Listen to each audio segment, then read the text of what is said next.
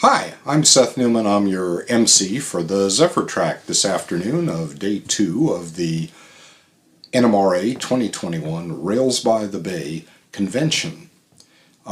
Before we get started, I'd like you to go into Zoom and change your name to your full name and city if you haven't done it, just so people know who you are. It's a little like having a name tag at a face-to-face convention.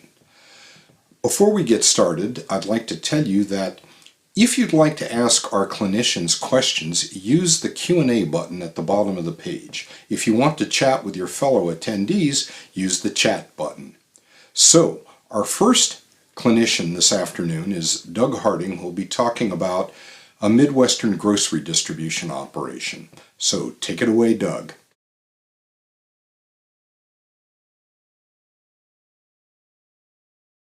Hello, I'm Douglas Harding, a very new MMR, and I'm giving a presentation today on Western Grocer, which was the largest grocery wholesaler between Chicago and Denver in the 1940s. It was headquarters in Marshalltown, Iowa.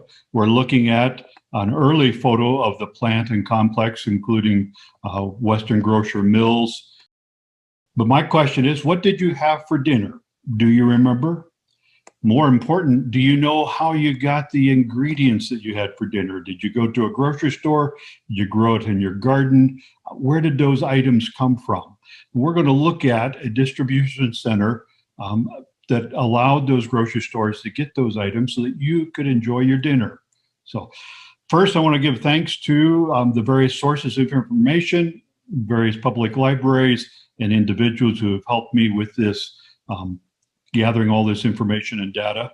And here's a little paperweight that came from the company. So they were officially incorporated in 1901 in Iowa, but their start goes back much further, back to 1867 with an H.L. Spencer grocery concern in Oskaloosa, Iowa. Let's Fletcher that was in Marshalltown in 1883, and then several other cities within Iowa. And then Let's expanded and merged with a Mellick grocer out of Missouri and Kansas area. So expanded down that way. And then Western Grocer itself also expanded into other parts of Iowa and in other states. So they also were owners of various factories that provided product that Western Grocer distributed to grocery stores. Primarily, they owned Marshall Canning Company, which had a number of canning factories in Iowa, primarily sweet corn, et cetera, that got started in Marshalltown in 1878. There was also Marshall Vinegar Company, which packaged pickles. They purchased Kelly Canning Company, which included Vinton Canning Company, and et cetera, et cetera. Here you can see kind of a list of all these different factories. There was even one in Indiana that provided tomato products, one down in Sugar Land, Texas, that also provided a lot of vegetables. So let's just go to look at some of the quick facts here. As I mentioned, they own Marshall Canning Company, which canned primarily sweet corn, then pumpkin, squash, other items that were grown here in Iowa. They had an interest in Pacific American Fisheries, which was a salmon cannery in Bellingham, Washington. In 1936, they opened up the processing plant down in Sugar Land, Texas, where fruits, meats, and vegetables were processed. In 1944, the whole operation was sold to Nate Cummings, who owned Sprague Warner Kenny Company, and he had formed Consolidated Grocers from that. He also then reduced the number of brand names from 30,000 down to 5,000. In 1945, they changed to Consolidated Foods Corporation. In 1985, they had purchased a small bakery called Sara Lee, and they changed their name to Sara Lee Corporation. Many of you may be familiar with that brand name. I've seen it in your grocery stores. Railroads played a big part of that. Here's a map of Iowa. Marshalltown, Iowa was right here. Oskaloosa was down here. We come up to Mason City. The main railroad that served this area, north-south, with the Minneapolis and St. Louis, that ran from Minneapolis all down through, connected with the Wabash down here, connected to St. Louis, and then at Oskaloosa, it turned east and went into Peoria. So Principal founders, we have H.L. Spencer, we have F.C. Letts, and then we have B.W. Mellick from Oskaloosa, Marshalltown, and then Mellick from St. Joe, Missouri. This is, again, the Western Grocers mill facility in Marshalltown, Iowa. We are looking east. They supplied canned and packaged food items under both their own brand names, but also under another number of private label names to various grocery concerns. Here's an aerial view from the 30s of the Western Grocer complex. You can see tracks radiating out through the plant here, large complex. They can vegetables, vinegar, pickles, packaged foods, gelatin powders, oatmeal, peanut butter, spices, and dried fruit. They roasted and packaged their own labels of coffee. Here is a Sanborn map. I apologize, it's not as high quality as I'd like, but you can see the tracks coming in here, and then it's interesting, it's a switchback coming back into the plant complex itself. This is all Marshalltown. Up here where the blue field is, this is where the yard was, and there was a small creek that ran through here. So you had a single track crossing a bridge over the creek that came down in here. Iowa Paint, for example, was over here across the street, and then it switched back into this facility. They had their headquarters building uptown in Marshalltown. They had Marshall Canning, had some facilities along the north side of the yard. The pickle works was on the north side of the yard, but this was where they roasted coffee, packaged items, spices, and other canned goods, and then had their warehouses, etc. So here is a photo of most of these buildings still exist. This photo was taken about 12 years ago. It's now used as a trucking and storage warehouse, but you can still walk the grounds and see where Western Grocer was headquartered. This is a 1911 photo showing some of the workers that worked at the Western Grocer mills. You can see they get a variety of men and women who worked there. This is their headquarters building downtown Marshalltown, circa 1900. It's called the Letts Fletcher Building, and it still stands. In later years, Jack Sprat was their name brand for groceries and grocery stores, and this was their logo here on the front of the building. Letts Fletcher also had a grocery warehouse in Carroll, Iowa. Here's a line drawing of that building. They expanded. This is Albert Lee. The building was built in 1895. You can see it's a multi-story, kind of a warehouse type storage, Western Grocer Company label on the front and the side. Here is the building in later years. You can see Jack Sprat's now painted on there. You got one of their coffee brands, Chocolate Cream Coffee was a brand of theirs, and then a fleet of delivery trucks for delivering to all the various grocery stores that they provided throughout the upper Midwest area. Letts Spencer was incorporated with Smith's Company in Mason City, Iowa in 1909. They erected this building that had a diagonal across the front here. We got streetcar coming in.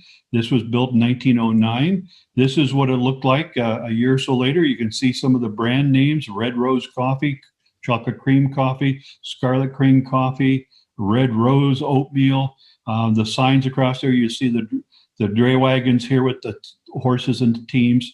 This door back here is where the teams wagons could enter and be loaded from a loading dock inside the building. On the back side of the building was the railroad tracks. So here's the building in later years with a nice erected billboard on top, different signs on it.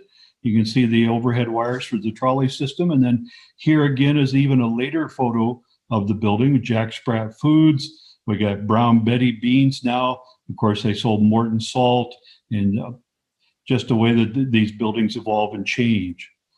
Here is an aerial view. You can see here's the building. This is the tracks in Mason City. This is actually the Milwaukee Road coming up. This is Milwaukee Freight House. And you can see there's a little bit of a switchback that comes down through these buildings and comes up alongside the Letts Fletcher building here in Mason City, which was part of the Western Grocer. So here's the Sanborn map. This is that Western Grocer building. You can tell by the angle across here. This is that drive-through covered alley where the shipping shed was, as they called it. And you can see that switchback line coming up and switched out the spur that served the grocery warehouse building. And yeah, there's the Milwaukee Freight House in the small yard. Mason City was served by a number of different railroads, including the Minneapolis and St. Louis, and they interchanged directly. Milwaukee interchanged with the M and St. L, and so anything that would come out of Marshalltown or Oskaloosa would have come up here to Mason City, been handed off to the Milwaukee, who would then deliver it to the Western Grocer building in Mason City. Here is that track side. This is a colorized photograph. You can see we got a cotton belt car, a Mopac car, and I'm not sure what the third one is. Here you can see a team and wagon coming out of that covered shipping alley. Just to give you an idea of what the backside of this building looked like. This, of course, would make a good building flat on the layout. Here we are inside that shipping, the loading dock here. You see crates packed up, stacked up, barrels, boxes on the wagons being loaded. So this is a shot in the office on the main floor with the clerks and various people working in there tracking all the goods that came in and out of that building. The upper floors were, of course, storage for food items that were shipped in and out. Moving further south in Iowa, we come to Oskaloosa. This was this Spencer, LL Spencer Company, their wholesale grocery business. They had a similar operation like what in Mason City. They had offices in the front, they had storage up above, and they had loading docks towards the back side. Here is down in their basement. Then we got some barrels of Scarlet King vinegar. We got crates of various food items, etc. So, and this, of course, their loading dock in Oskaloosa. You can see the barrels and boxes and crates, the teams and horses that come through, be loaded up, and then they would go delivered to the various local grocery stores that were in the Oskaloosa area. They built this new building in 1912. In fact, right over here was the Iowa Central later Minneapolis and St. Louis Depot sat right there. This building still stands. This is the north side of the building. You still see it says Western Grocer Company in the lettering there. And we are now looking south. The previous photo was looking north. This building during World War II was known as the soup plant, and they made dried soup provided to the Army. And then years later, this building was used for other items. But this was built by the Western Grocer Company for their purpose. Here we see in 1949, there's the building standing up in the background as we look at the M and St. L Depot in Oskaloosa. And then here is the building in 1962 when the depot was actually torn down and burned, the refuge burned. So the Oskaloosa building, as I said, was built in 1912. It was a rather large building. It was an interesting building because it was served on the east side by the Chicago, Burlington, and Quincy Railroad. And the west side was the Minneapolis and St. Louis Railroad.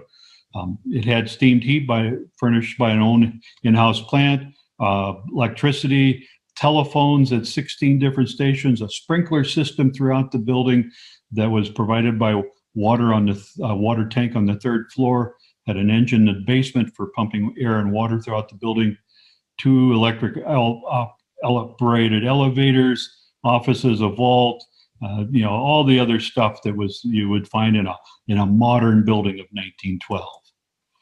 Here is the Sanborn map. You can see the Spencer building as it was known then. Here's the spur for the M and St. L on the west side. Here is the CB&Q spur on the east side, CB&Q Freight House and their passenger depot. And here is the M and St. L passenger depot and their small yard in Oskaloosa. Switching this would be an interesting operation with 2 different railroads, one on each side of the building. Let's look at Marshall Canning. This was the factory systems that they owned, 11 factories that provided canned goods, not only to Western Grocer, but also many other wholesale operations, etc. This is their Marshall Canning building, built about 1919 in Ackley, Iowa.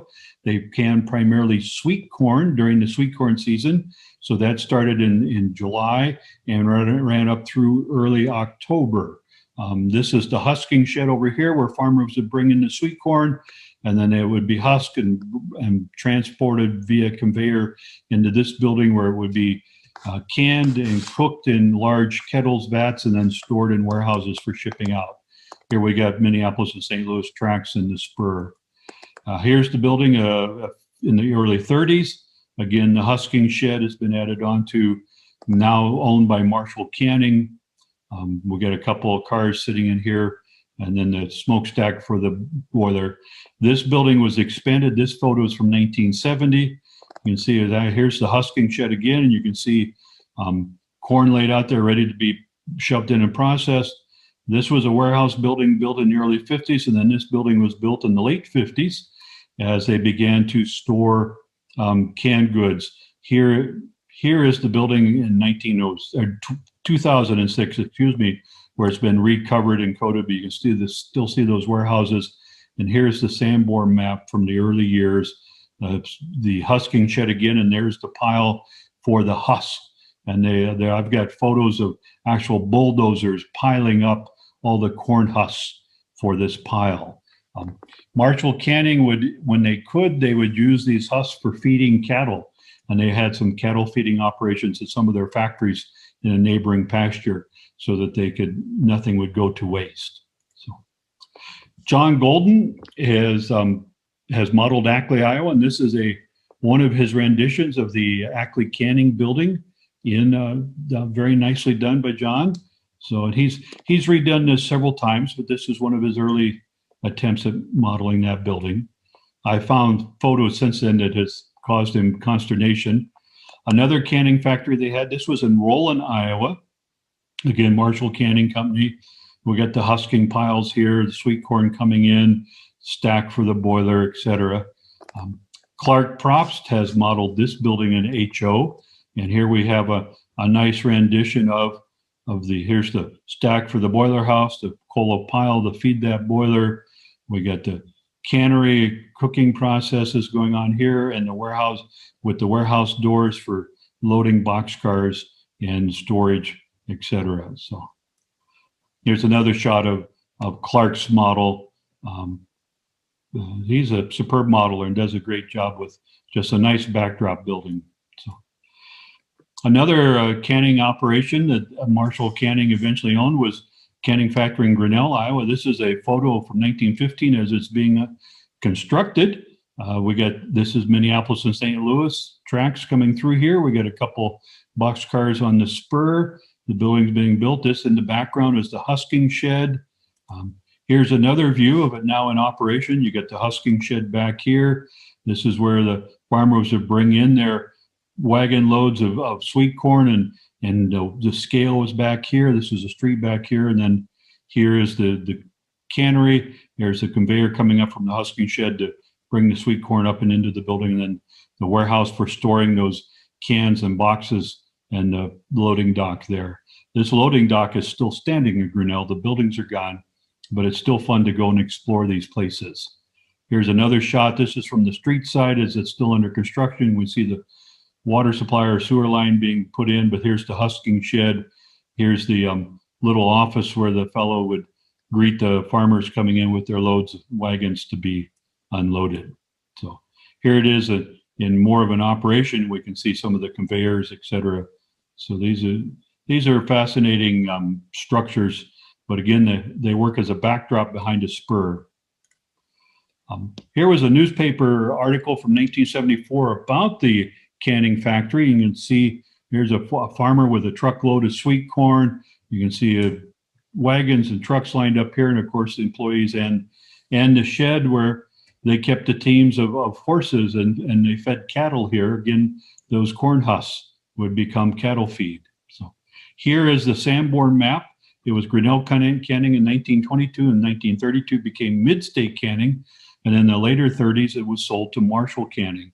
But you can see the spur coming in here with the loading platform, the factory packing shed, and the husking shed, as I said, was back here along the street. But again, this would make a nice backdrop building on a layout. A couple tracks in front, one for spur for loading both box cars and refrigerator cars with cans of sweet corn. So this is Kelly Canning in Hampton, Iowa. This was on the Chicago Great Western, which interchanged with the M and St. L in Hampton, Iowa. And again, you can see it's just a long, low building along the railroad tracks. You got a smokestack in the back and a couple of stories back here, conveyors. The husking shed and stuff was off to the far back of this property. Here's the shot from the backside. You can see the husking shed, the conveyors. You get the teams and wagons bringing in the sweet corn from the fields, and it's being processed. This would be done over a period of about 3 or 4 weeks. And then as the sweet corn it would be stored in the warehouses, and then they would box it up. The cans would not be labeled at the time. They would just be boxed up, stacked in the warehouse. And then when the factory got an order for sweet corn from a grocery concern, they would pull those boxes out, pull the cans out, put the labels on that were required for that particular order, and then ship it out. In later years, they built warehouses, and this became a year-round process for shipping, but the canning process itself was only about 6 weeks in the late summer, early fall. So here's another shot of that Marshall Canning in Hampton now with the Marshall Canning logo on the building. And then here is the Sanborn map. You can see you got the railroad siding with the spur, you got the warehouses, the husking and conveyors back here, the cooling tank for and pea viners. They also canned peas, and so they had a shed where they would basically pull all the vines off the pea plants as they came in from the fields before they went into the canning process. Kelly Canning had a large operation in Waverly, Iowa. And here again, we can see a large 3-story brick building, elongated out with the conveyors coming in. So the husking sheds would be here off the photo, but you can see the general setup and layout. Kelly, unfortunately, went through a fire. Their husking sheds caught on fire. That's what we see here. A lot of photos available of this fire online. Here, another shot here. You can see one of the wagons for hauling the corn in, but quite a tremendous fire they had because these were all built out of wood. The other side to Kelly Canning was they also processed pickles. What we've got here are some pickling vats. Area farmers would raise cucumbers, bring the cucumbers in. They would be dumped in these vats of vinegar and be salted down in these vats. They were whitewashed to indicate they were clean. And then after the pickles had sat in the salt brine for long enough, then they would be fished out with basically a fishing net, loaded into what we know as the typical pickle car, and shipped to the pickle packaging plant, where they would then be washed. The salt brine, the salt would be rinsed out with a vinegar, and they would be packaged in jars and sold and sent to the grocery stores. So Marshalltown had Marshall Vinegar Works. They also had a pickle operation there. Here we can see the vats. This building here with the Schlitz sign on it actually is the Chicago Northwestern Freight House. At the time of the photo, it was a beer distributor using the building. But this lighter brick building back here is the Marshall Vinegar Works building. And their pickle operation was across the street from there, and they would fish out the pickles, the cucumbers from these vats, take them over there and process them in this building here where they would be packaged, sliced, etc.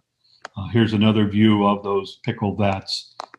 They would be out in the open. A lot of people are surprised at that, but that's just how it was done. Eastern and southern Iowa grew a lot of cucumbers, and the many small towns had these pickle vats, and they would send in one of those what we would call a pickle car, or one of the, like a Heinz coffin car, and they would come in and fish out the cucumbers out of these vats and load them with wheelbarrows into those cars. An interesting operation for a small town. You could do that. So, and here we have the ladies who are working at Marshall Vinegar Works. They're sorting cucumbers, sizing them, as you can see, and they got the boxes, etc. So all these food items were put into cans. Here is a warehouse with lots of can stock stacked and ready to go for the canning of that sweet corn, the pumpkin, the squash, the peas, all those other vegetables that were processed in these factories. Here we are unloading cans from a boxcar. The fellows have got, this is a long stick with a bunch of pegs sticking on it, and they could pick up about a dozen cans at a time, dropping in the conveyor, and they would roll out into the building from the car. This looks like the back of a truck, but here we are. This is a boxcar. You can see the same process. They got a conveyor trough where they're dropping all these cans at once. And this is how they would come from the can factory. And then the boxes would contain the lids. So, and then the factory, once they loaded those cans down, I got to go back up here. Excuse me. They would load these cans with the sweet corn, put the lid on, and that would go into the vats to be cooked under steam pressure, and then you get your finished product. So I mentioned another Marshall canning operation down in Sugar Land, Texas. This building was originally a mattress factory, which they purchased in the 30s and turned into a canning factory. Here you can see a Marshall canning truck and trailer there, and they can vegetables, meats, and other products at this facility. Here we are, we can see a conveyor loading boxes of canned goods into a ART refrigerator car with a portable conveyor. And this was typically how from the warehouse, they would load the cars in this manner. So coming back up to Iowa, here's another Marshall canning factory. This is in Grundy Center, Iowa, north central Iowa. The husking shed pile from the husking shed here, the conveyors, the brick building. Here's an aerial view. You can see the pile of husks, the husking shed, and then the factory itself with the tracks along the side and a small powerhouse for generating all the steam power needed for canning. You had a facility in Pella, Iowa. This is a small Rock Island yard, and you can just barely make out the Marshall canning on the back of that building. Vinton, Iowa was a home of Iowa Canning Company. They had 4 plants in LaPorte City, Shellisburg, Garrison, and Vinton. They became known as part of the Kelly Canning Company, and that became part of Marshall Canning through the years. You can see a brick building conveyor, and they had their own label. Vinton Sugar was the brand of sweet corn they sold. And here's a can with a label on it. Iowa Canning also had their own trucks. They sold Tender Sweet brand products. And I can remember as a kid eating Tender Sweet canned corn and Tender Sweet canned peas. My mom bought them at the grocery store that she preferred. So this is a truck from the late 40s, early 50s. Marshall Canning had a few refrigerator cars. So they had 20 cars. This is taken in 1934. They were built in 1924 and used through a period until the billboard reefer ban, the law that went through. But I'm trying to remember, I believe it was Branchline actually did this car. Yes, well, Atlas did it, and in O scale and N scale, not Branchline, my error. But there's one error. The ribbon here should be blue, but because they're working with a black and white photo, they didn't catch it. The seal is red, but the ribbon should actually be blue on these cars. But there are models available for Marshall Canning. So here's, of course, is one of their delivery trucks with the Jack Sprat Foods logo on it with Jack Sprat, and a large delivery truck, and then a peddler truck more. Iowans will recognize the name of John Ruan, who in 1934 started driving delivery trucks for Western Grocer, and he quickly built a fleet of 10 trucks. Ruan went on to build a huge trucking firm in Iowa and built one of the skyscrapers that now stands in Des Moines. So Ruan Trucking is known for petroleum primarily, but he got started hauling groceries for Western Grocer. So here's a shot back down in Texas where they're getting a delivery of vegetables to the canning factory down there, strawberries, leafy vegetables, carrots, etc. So Western Grocer Mills was seasonal as far as employing a number of particularly women and teens during the summer.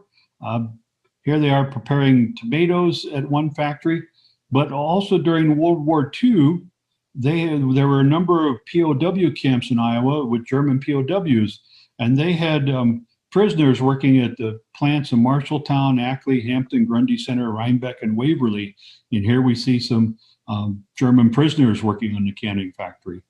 Of course, this is a superintendent at the Marshall Canning, and here's his scale house. He's waiting for a delivery to come in probably. Here's an interior shot of a packaging department. Not only was it all these canned goods and vegetables, but they also received spices by the boxcar load. They received coffee. And so all those spices would be repackaged into the small containers that we buy in the grocery stores, as well as the coffee would be roasted and packaged into the cans and packaging. So the packaging department was very important. Here we are, got some coffee testing going on here. Chocolate cream was one brand of coffee. They had 4 or 5 other brands of coffee, but I've got you can see the trays of the various beans there and the coffee cups, and they're sampling to see if the roasting is the way they want it done. The other thing that the company did was they had a Miss McGowan from their domestic science department, and she had a cookbook with free recipes that you could order from Western Grocer, Jack Sprat brands.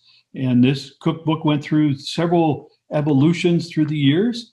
So, and here we have Miss McGowan with what looks like to be a loaf of bread, and of course all the suited heads of Western Grocer there admiring what she's created. This was a promotional thing they did to encourage housewives to buy their Jack Sprat brand of products. So they also sponsored, this is a kitten ball team. What we might, kitten ball, a very large softball, but they were community minded in some ways. They had calendars, they had booklets on, here's the story of canned vegetables that they published. And let's look at some of the many brand names. Uncle William was one brand, and you can see they had cans of spices, cans of sauerkraut, tomato ketchup, the sugar corn, coffee, Marshall rolled oats. Here you can see that blue ribbon with the red seal. Brown Beauty beans was one in Marshall Canning out of Marshalltown, Iowa. Here we got a Red Rose coffee can, Mayflower cocoa. Here's a Jack Sprat coffee, another Jack Sprat coffee in a cardboard box. Jack Sprat blueberry preserves. Notice how Jack looks a little different here than he does here and here. And then we have Cameo brand. This was a Let's Fletcher brand that got merged in with the Marshall Canning, or Marshall Western Grocers all came together. Marshall Pumpkin, LeGrand brand cut green beans, again, Marshall Canning. So they had many, many different brand names. Potato chips, Yosemite fine cut, again, coffee, Frontier coffee, Afterglow coffee, Western Grocer. So Climax brand succotash. This is John Hancock, which became part of Western Grocer. They were based in Dubuque. Jack Sprat macaroni, safety tax, all the things you might find at a grocery store. And of course, then they were also, here we got some Marshall Canning chocolate cream coffee cans. They're actually being used in an ad for National Paper Can Company, indicating that Western Grocer purchased their cans from National Paper Can Company. And then I really like this particular ad during the war. Marshall Canning Company, gee, maybe mom's own hands helped pack these. And they're advertising for women needed at the canning factory to help feed the soldiers overseas, excuse me. So, and of course, the grocery store ads.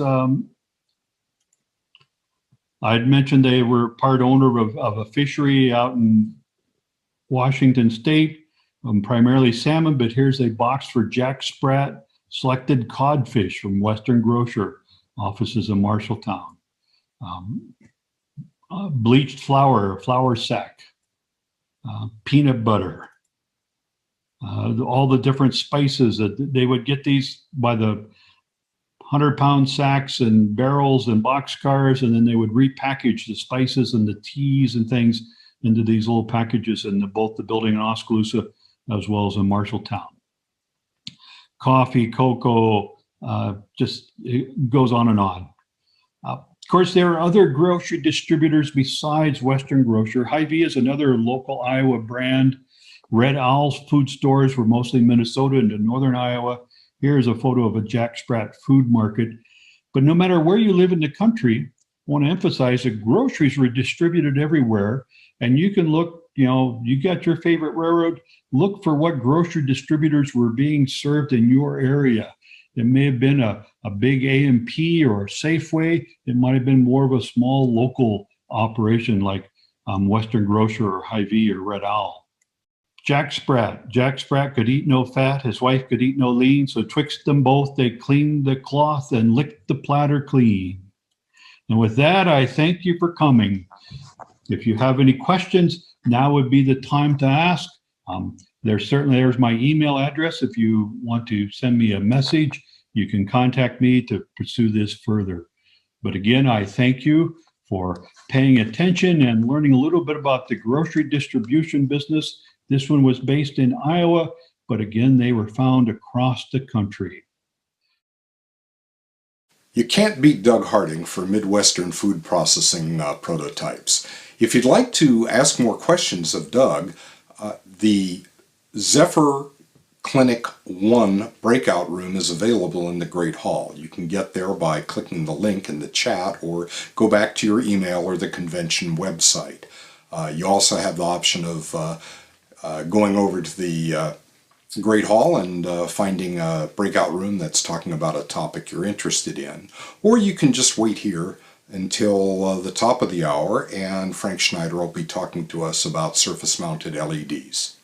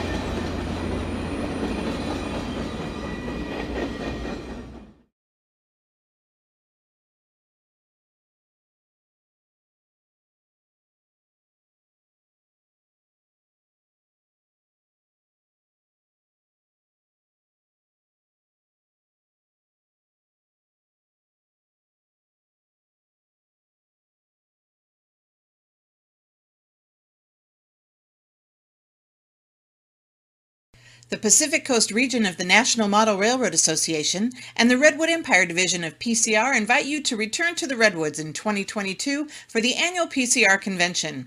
Join us April 21st through the 24th at the beautiful Doubletree Sonoma Wine Country Hotel in Rohnert Park, California. A full 3-day program is planned, including over 40 clinics, layout tours, operating sessions, contests, vendor exhibit and sales, a member swap meet, a full non-rail program, and 3 great excursions. Register before October 31st and save $20. For more information, visit www.pcrnmra.org/CONV2022. We hope you will return to the Redwoods and take advantage of all we have to offer. Learn from some of the best modelers around, tour fantastic layouts, and best of all, enjoy each other's company once again. We look forward to seeing you in Rohnert Park.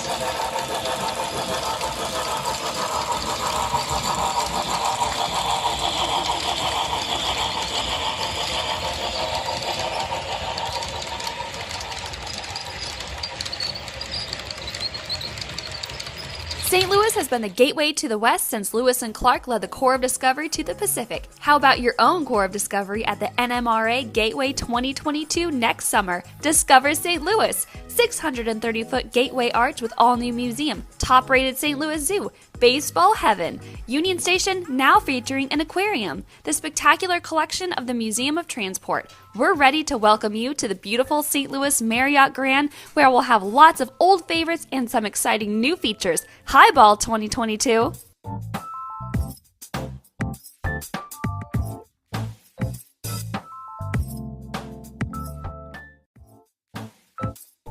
First, we offer drive yourself layout tours and include one at no extra charge with full price registration.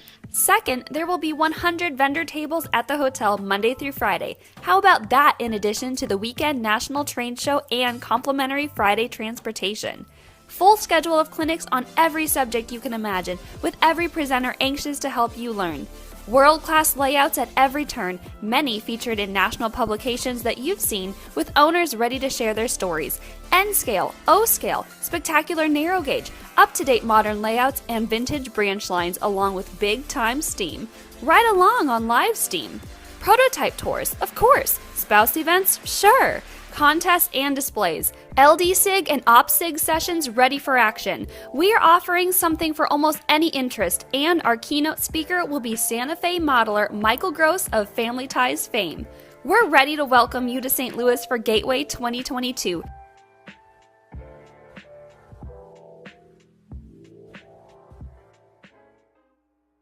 Register today for August 7th through 13th, and don't forget your complimentary Drive Yourself tour. We've all waited long enough.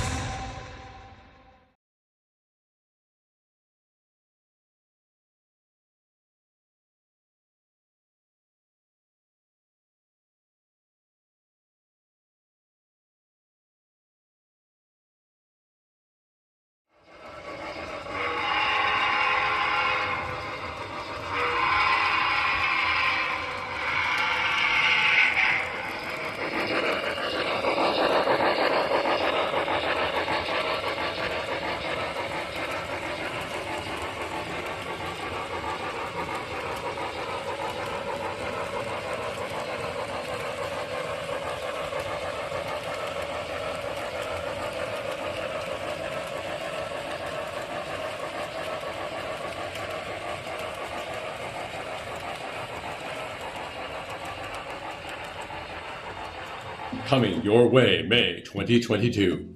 4 full days, 3 regions, and the RPM conference.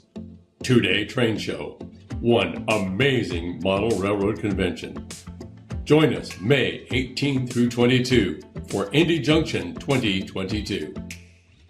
The convention is being held at the Marriott East Indianapolis. It's one convention combining the best of what you would expect from an NMRA National Convention, a National Narrow Gauge Convention, and a Railroad Prototype Meet, all rolled into one event. Hosted by the Midwest, North Central, and Mid-Central regions. If you're going to just one convention in 2022, make it count by going to Indy Junction 2022. For more information, visit the convention website, www.indyjunction2022.org.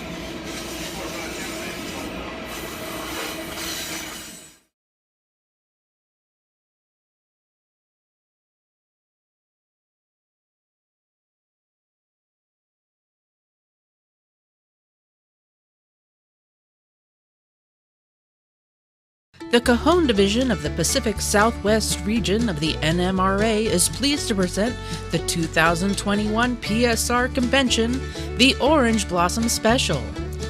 This convention will be held in the heart of Orange County, California. Accommodations for this convention will be at the luxurious Hilton Irvine Orange County Airport Hotel. For members who plan to fly in, the hotel is within walking distance of the John Wayne Airport. We have several fun social events planned. On Wednesday night, we will have an ice cream social welcome reception, including bingo for trains. Friday night, the ever-popular hobo auction returns with hundreds of trains and non-rail items up for grabs. Yes, we have layouts for you to visit. You want to attend op sessions? We have them. Who does not like to visit railroad yards and see real trains in operation? The tour to the Gemco yard will be led by conductor Mike Osborne. You will get to see a train being classified that will be sent north that afternoon. We also have several tours planned for our non-rail members. Get out your sunscreen. The first tour is whale watching. We also have a planned trip to the Nixon Library. Are clinics your thing? We have 35 of them for you to pick from. We have all been locked down for over a year, and many of you have been building models. Here's your chance to show off your work. You haven't built anything? Well, there's still time. We have a 1-foot challenge contest that may just fit the bill. Has COVID boredom made you clean out your hobby room or garage? If you have discovered you have more stuff than you will ever build, you can sell your extra stuff at our swap meet and make a few extra bucks. And no convention would be complete without an awards banquet. And who knows, you may actually get an award. We hope to see all of you at the Orange Blossom Special this September.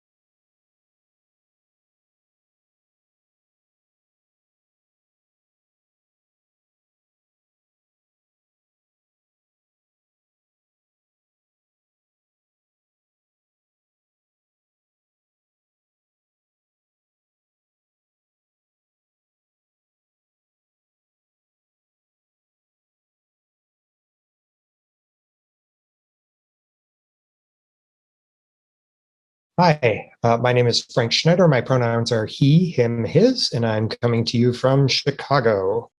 I am a model railroader in N scale and HO. I have N scale at home, a railroad called the Indiana, Illinois, and Iowa, which is a freelance line. I also belong to the Garfield Clarendon Model Railroad Club here, and that's an HO club. So I get to buy everything twice, basically. This is a clinic on surface mount LEDs and how we can use them in model railroading. It comes out of my experience mainly as an N scaler, but I have used them in HO as well. Hopefully this will be helpful for you. First off, for those of you who don't know, an LED is a light emitting diode. They're all over the place these days. They are incredibly energy efficient because they don't create heat when they create light. Most incandescent light bulbs create a huge amount of heat to generate very little light, so that the majority of the electricity you're using in a regular light bulb is actually to create heat, not to create light. So LEDs are totally the wave of the future. It is a diode. So what that means is electricity goes through it one way and not the other. So it only lights if you wire it correctly. The LED has an anode and a cathode is what they're called. The anode is where the plus goes. The cathode is where the minus goes. I like to just remember that I'm looking for an A plus.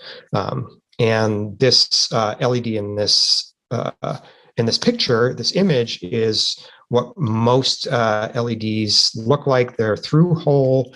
It's mainly what we've been using in the hobby. So LEDs, surface mount LEDs are everywhere.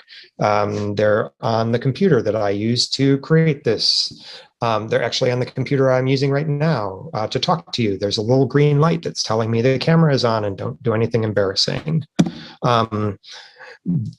You can see I did this, built this presentation a couple of years ago, back when answering machines were a thing. But right there, they're in the answering machine. They're on my cable box up top of the TV.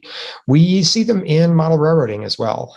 These are a couple shots of my BDL 168, or one of my BDL 168s, the Digitrax occupancy detectors. And they have surface mount LEDs on there to show you when the power is on. When it's in program mode, they have this little LED thing that you stick on there. They'll show you when the track that it's detecting is occupied. So they really are everywhere.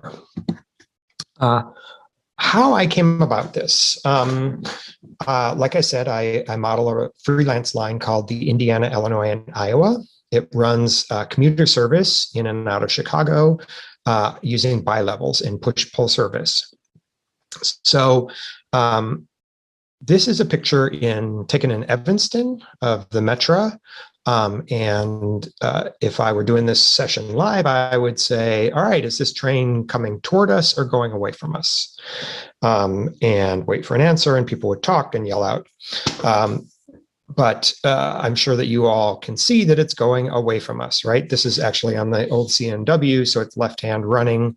But this train is moving away from us, and we know that because we can see the two red marker lights, right? It has to be have markers on the end to be a train.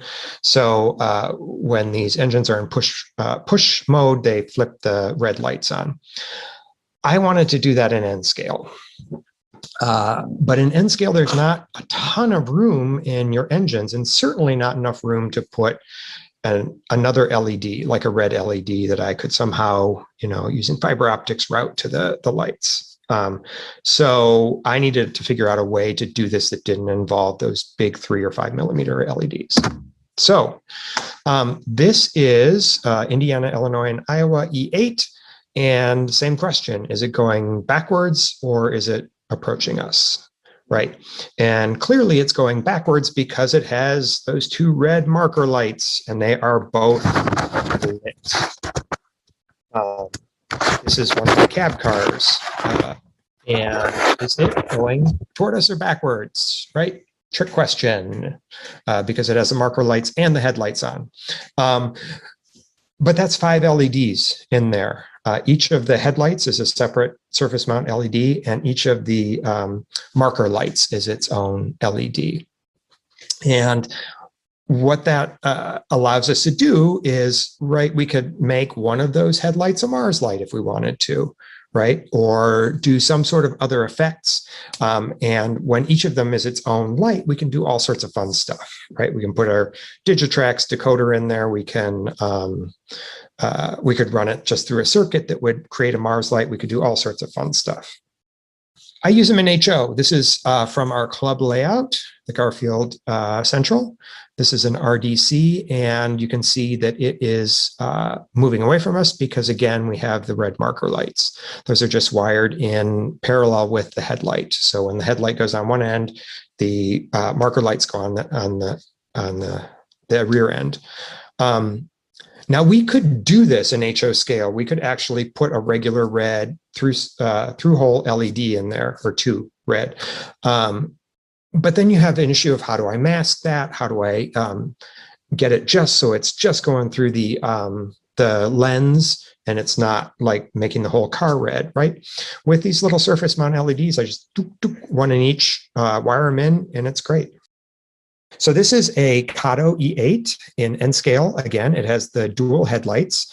Kato, however, just has one LED lighting both headlights. They have a light bar that goes to both, which is fine. I have both lit, that's fine. But what if I only want to have one headlight lit? Or what if I want to have one headlight that's a Mars light and one headlight that's a headlight, right? You can't do that unless you can figure out a way to get multiple LEDs in there. And using a regular 3 or 5 millimeter, again, is just space prohibitive. However, with the surface mount, obviously I did it, you can light each headlight individually. This is a fun one. This is actually on the club layout. So this is an HO layout. This is my flagman. He's actually holding a lantern that's lit. That is lit by a 0603 LED. And what I did is I just drilled out the back of the lantern, stuck the LED in there. It's a red LED, ran wires down his back. He's standing on a PC board tie, which is taking power from the rails. It runs up his back. It lights the lantern. It looks really cool. It also, although not prototypically, it will trip detectors. So signals will drop, so people won't run into the rear of my train. But I have yet to pull him out and not have people ooh and ah over him. So he's a lot of fun. So this clinic is going to talk a little bit about, okay, how do we get from these surface mount LEDs to the train car? So surface mount LEDs come in tapes. They're designed to be used in industrial machines that create circuit boards. They run through a spindle. The cover gets peeled back. It picks them. It puts them on the circuit board. It solders them in, etc. So I personally get mine from Mouser. There are lots of places out there that you can get them from. I like Mouser. There's no reason for it other than the fact that I like them. However, their online search is a pain in the butt. So what I do is I go to Mouser. I type in the search SMD LED. SMD stands for surface mount device. And there are all sorts of surface mount devices, resistors, capacitors, etc. What we're looking for is a surface mount device LED. Then you can start filtering. I do try to filter a little bit until I can find what I'm looking for. And then what I do is I click on it and I go to the catalog page. You can see there are about half between description and availability is it says page 101, page 101, right? That's the page in the catalog that's on. So I will find sort of what I'm looking for. I'll go to that catalog page, and then I just start looking through the catalog.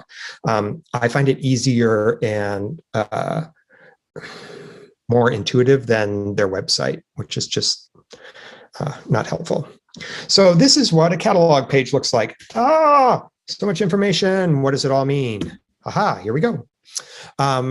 This is zoomed in. So what we're looking for is a couple things. The first thing we're looking for is color. There's a color source in a lens color. Sometimes you'll see a color source is like white and the lens is red, right? So it turns red as opposed to color source red and lens clear, right? It's a different type of red. A lot of times with white, you'll see a lens that's yellow. And the reason for that is that the white light that comes out of LEDs, they had a lot of trouble for a very long time creating white light out of LEDs. But the white lights that they've been able to create, for the most part, they're getting better at this, but have a real heavy blue tinge to them. As residential LED lights become more and more common, they're getting better at the soft yellow. But the oftentimes they'll have a white light which has a yellow lens to try to kill some of that blue tinge to it. I don't know who's gone shopping for through-hole LEDs recently, but the 3 and 5 millimeter whites, they're expensive. These, when I did this originally, 36 cents. I have checked since then, they've actually gone up. I think the tariffs, the Chinese tariffs have probably added. So they're running close to 50 cents each now. Still 50 cents each. The next thing we're looking for is the package, and that's the size of the LED. And that is length by width in approximately hundredths of an inch. So that is an 0805 is 8/100ths or 80 thousandths by 5/100ths or 50 thousandths. And if you think about styrene, that's 80 thousandths of an inch thick. It's really not thick at all. These are really small. The ones that I tend to use in N scale are 603s, which are 60 thousandths by 30 thousandths. Teeny. If you think about a 30 thousandth thick piece of styrene, that's the width of this LED. Now, one note is that is the width of the actual LED. It's sitting on a solder pad, so the actual device is a little bit bigger. The LED itself is 0805 or 0603. The luminosity is basically how bright it is. The higher the number, the brighter it is. And the forward voltage, you can generally assume that the forward voltage is going to be somewhere around 3 volts. So this is one of the LEDs I pulled up. And what's really helpful about this is it has a data sheet for this LED. And if you click on that, you get this. And what this is going to do is it's going to show you the exact sizes in metric. But for our purposes, what we want to know is where the anode and the cathode is. And you can see on the drawing that the cathode is going to have a little bump on the line. That's actually a little green line there. And the green line on the cathode is going to have a little bump that goes out onto the solder pad. The other thing you can do is this is showing us, in case we need to run it through our machine, all the dimensions of the spindle holes and etc. But it'll also show us which side the cathode is, which on this one is next to the spindle holes. So if you are really, really good and can totally keep track, if you remember which side is next to the spindle holes, that's the side that is the cathode. I will say at this point that if you're going to buy surface mount LEDs to use, you got to buy extras because, you know, an 06 through 03 teeny little LED. The moment that you like open up the reel and it flies away, or you have it in your tweezers and it slips and it's gone, but it's 50 cents. So buy extras. They also have discounts, right? As you buy additionally, if you buy 1 to 9, it's 36. If you buy 10, it's 32 cents. So you start saving money the more you buy. So buy 10, even if you only need 2. What we're looking for here back on this sheet is both the forward voltage, which we can see the operating voltage here is 2.8 to 3.8. And if you look at the luminescence, you'll see that it gets brighter and brighter the more voltage you put into it. So we're looking for 2.8 to 3.8 volts. We can say 3 volts because that's generally, most of them will be. The operating current is 20 milliamps or 0.02 amps. So using those 2 pieces of information and this lovely thing called Ohm's law, we can figure out what kind of resistor we need. Right? Because if we're powering this off of track power, like the little flagman, or even most decoders, unless they have a special setting for LEDs, you'll need to put a resistor in because it's going to send 12 volts through. And if it sends 12 volts through to one of these LEDs, whether it's a through hole or surface mount, it's going to release the magic smoke and the LED is going to stop working. So we know 3 volts, 20 milliamps, right? Here's where math comes in. Yay, math. We use something called Ohm's law. And what we do is we use this to determine what kind of a resistor we use. Ohm's law basically says if you take the voltage that's provided and you subtract the voltage needed and you divide that by the current, that's the resistor. So if we have 12 volts on the track and we need 3 volts, right? We need 3 volts to run this LED. That was the forward voltage we found. And the current is 20 milliamps, which is 0.02 amps. We do all that math, and we end up with a 450 ohm resistor. I tend to over resist. So if it says 450, I will put a 500 or 600 ohm resistor on there, just because there's a little bit of slop. If you look at the resistor, it'll tell you it's within 1% tolerance or 5% tolerance. I just over resist and don't worry about it. The other thing you need to worry about is how much wattage is being generated by that resistor. And the way you determine that is the volts dissipated, which is 9, 12 volts minus 3 volts, right? Times the amps needed, which is 0.02 amps, right? So that is a 0.18 watt resistor. Resistors come in 1/8 watt, 1/4 watt, 1/2 watt. 1/4 watt is plenty. If you sort of push right up against that wattage, the resistor is going to run hot. And you don't want that, especially not if it's inside a shell of an engine. You don't want something really hot sitting up against the shell. So if you determine the wattage you need is like getting up toward 1/4, I would go up to a half watt. Try not to run the resistors at full oomph. They have these cool things called surface mount resistors. Yay. So again, I go to Mauser. The resistors are a little easier to find. They come in the same size packages, basically. 0603. I tend to like the 0805s just because they're a nice combination, or the 1208s, 1206s, just because they're a nice combination of small and easy to use. And plus, resistors are usually a little easier to hide somewhere than the LEDs. So I tend to go with really small LEDs, but resistors are a little bigger. What else do we need? We need wire. This is 36 gauge magnet wire. It has an insulator on it.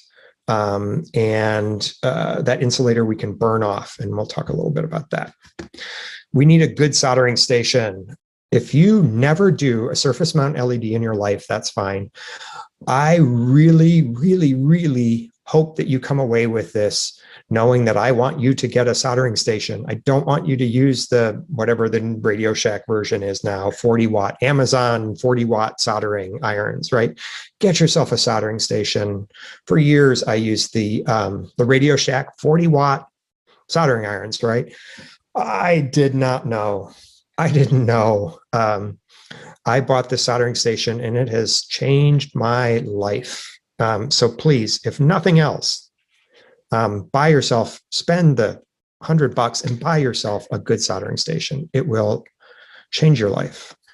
You're going to need a set of helping hands and nice narrow tweezers. If you're like me, well, pretty much everybody, you're going to need some sort of magnification. Either Optivisor. I really like these lamps that have the lights in them and the magnifier that you can use. I also, I do want to say at this point, I know that model railroading tends to be an older crowd, and I know there are going to be people in this watching this going, "Oh, that's too small. I can't do this." I've had detached retinas when I was in my 20s. When my detached retinas, I had surgery on. After that, my vitreouses detached. So I am looking through like a snowfield all the time. I've had cataract surgery. So my eyes are crap and I can do this. So I don't want to hear anybody talk about, I'm too old, my eyes, whatever. You can do this. Try it. All right. So now we've got everything set up. We bought our surface mount LEDs. What do we do next? How do we make them work? This is actually an 805 LED, I believe. The 603s were just too small to take any sort of picture of. So what you're going to do is you're going to grab your LED in your tweezers. You want to make sure that it's nice and solid. You got it in the middle. When you have it there, you're going to tin both of your solder pads. The soldering station is beautiful because you can adjust the heat. So you're going to turn the heat down so it's just barely melting that solder. And then you're going to tin those two. You don't want to get too much heat on there because you don't want to burn out the LED. Once it is tinned, you're going to take those tweezers and you're going to grab them in the holding hands. That's going to hold them close. I have not, I have some forceps, some little tweezer forceps-y things. I don't find them, I don't think they hold enough. I've never had them hold it. So if you can find some like tweezery forceps-y things that are like solid grab, great, that'll work. But the ones I have found, it just doesn't hold them enough. So you start messing around and the soldering iron touches and it spins and falls out and stuff. So I choose this. The one thing you can do is there's a company called Engineering, letter Engineering, and they actually have a little jig that can hold the LED and the wire for you. So if you start doing this for real, and doing a lot of it, you might want to look at the jig. So I have this, it's tinned, it's grabbed. Next, what I do is I'm going to burn off the insulation on the very end of a piece of the magnet wire. And the way I do that is I take my soldering station, I crank it all the way up to as hot as possible. I let it get that hot. I put a blob of solder on the end, and then I take the wire and I just stick the very end into that blob of solder. And sometimes the blob of solder will like do this and it won't penetrate. You got to penetrate in there, and that solder, that hot solder, will burn the insulation off the very end, and you'll end up with a tinned end. Then I'm going to take that end and just bend it into a little L. And then I'm going to put it on the soldering pad and turn the soldering iron back down and touch it there and solder it nice and tight to the solder pad of that LED. And I'm going to do both sides. And then you end up with this beautiful surface mount LED with 2 wires. After you've done this, go ahead and yank on the wires. I mean, don't yank, but give them nice tugs, because it's really frustrating when you're in the middle of installing it and it's already super glued in and one of the wires yanks off. So you want to make sure those wires are nice and tight. Okay. Next, I'm going to add a resistor to it. I add the resistor to the cathode. You can add it to either side. It doesn't matter. When I first did this clinic, I was like, I always add it to the anode or to the cathode because the negative is coming and it hits the resistor first and then the LED. And I don't know if that matters or whatever, but I always put it on the cathode because that's the direction the electricity is going. After the clinic, a guy came up to me and said, I'm an EE and it doesn't matter. You can do whichever side. So pick a side, but do pick a side. You don't ever want to be in a position where you're in the middle of an install and go, which side did I put the resistor on, right? Make it a habit. I put it on the cathode side, again, because it's the direction that the electricity is coming and it's helpful for something I'm doing down the line that I'll show you. So this is the magnet wire coming off the cathode of this LED.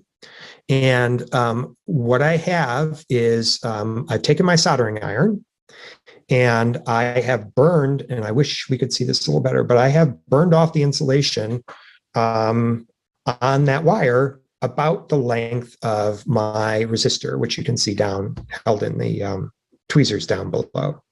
So that is all burned off. That's all tinned. That's all ready to attach to the resistor. So what I do is I take the resistor, I put in a little blob of Funtac or some such, and then I stick it on the tweezer, right? And I have the tweezer open and it's sitting there.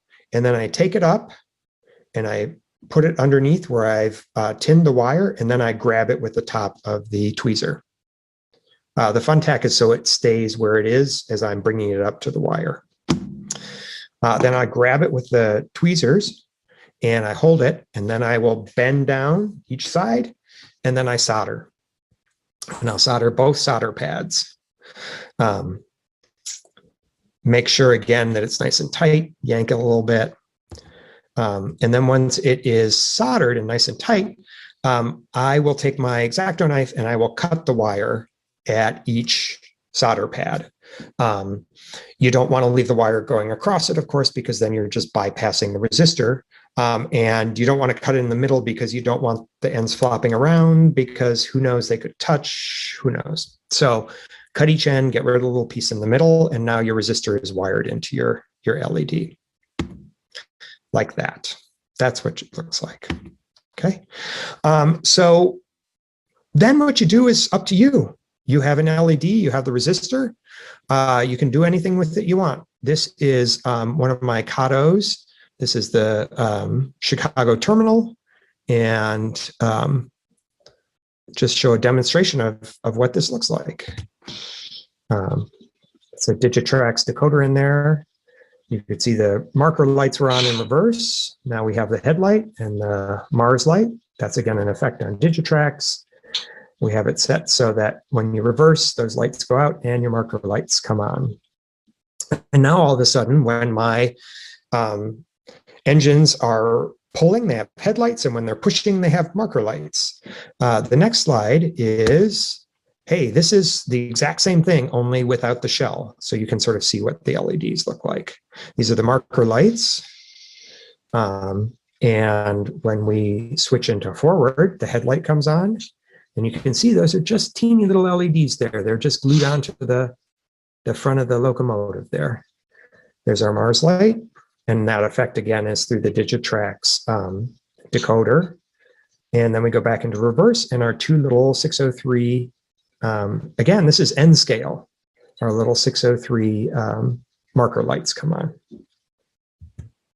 So I've been doing that for a while, and I was looking through one day and I discovered, oh my gosh, they have little 0603 bicolor LEDs, red and green. And you can see here the voltage is the same, 2 volts for each. So again, we have to be a little careful in terms of our resistor. We have to make sure that we do 2 volts, not 3 volts. The red is actually a little brighter than the green, but they use the same voltage, same current. And I thought, oh, what fun can I have with a 0603 bicolor LED? I clicked on the data sheet, and here we see the what it looks like, and you can see the soldering pads, and you can see down below it'll say which pin goes to which color. So pins 1 and 3, which from a top view are the right top and right bottom, are green, and red are 2 and 4, top left, bottom left. The other thing that it'll show you is the where the LEDs actually are within the bigger LED. And that I should have paid attention to, and I didn't. And I'll show you why that matters in a second. So I figured out, okay, this is how I can wire this, right? I'm going to use common cathode, which the cathode has the resistor on it. So they use the same voltage, the same amperage, so I can use the same resistor. The one thing is that the red is a little brighter, so if I wanted to even out the brightness, I'd put 2 different resistors on the anodes, probably, or maybe do 2 separate cathodes. Not sure how I would do that. Anyway, so I run 3 wires, right? 1 to red, 1 to green, and 1 to the common. And what I do with that is I've made little dwarf signals, scale size dwarf signals. The picture in the top right corner is a 3D printed little dwarf signal. You can see the size. And the LED actually fits in that little slot in the back. And the circle within the hexagon is an open lens. And here is what that looks like in operation. This is an S2. Again, this is N scale. So here is red, which is supposed to be brighter. Here is green. Green is much brighter because red is actually not beaming through the lens. It's the opening of the lens is so small that the dye for the red is actually below. So that red, you're just sort of seeing sort of the reflection up and out.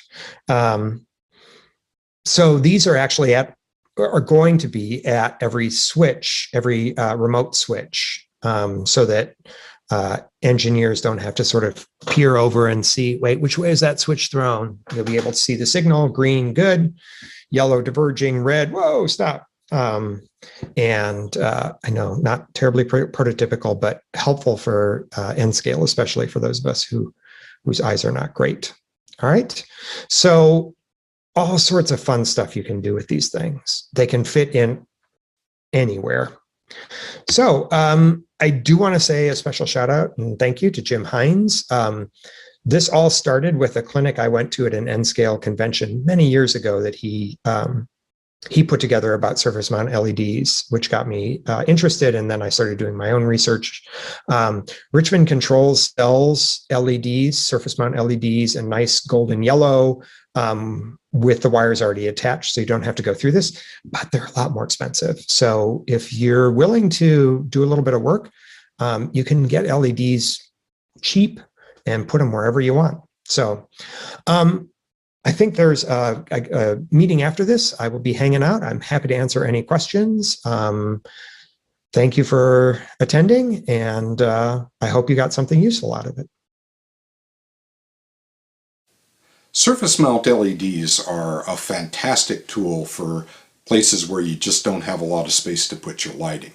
So Frank will be answering questions over in the Zephyr Clinic #2 breakout room in the Great Hall. You can get to the Great Hall by clicking on the link in the chat or going back to your email or on the convention website.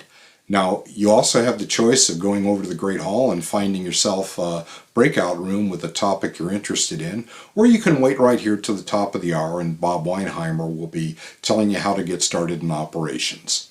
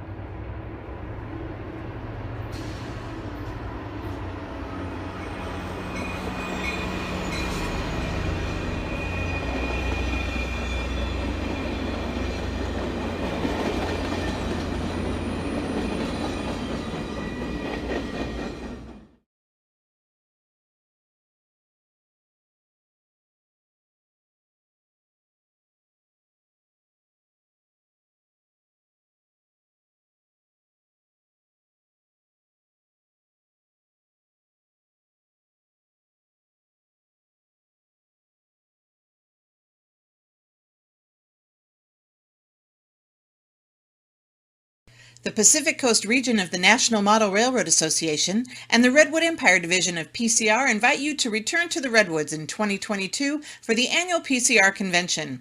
Join us April 21st through the 24th at the beautiful Doubletree Sonoma Wine Country Hotel in Rohnert Park, California. A full 3-day program is planned, including over 40 clinics, layout tours, operating sessions, contests, vendor exhibit and sales, a member swap meet, a full non-rail program, and 3 great excursions. Register before October 31st and save $20. For more information, visit www.pcrnmra.org/CONV2022. We hope you will return to the Redwoods and take advantage of all we have to offer. Learn from some of the best modelers around, tour fantastic layouts, and best of all, enjoy each other's company once again. We look forward to seeing you in Rohnert Park.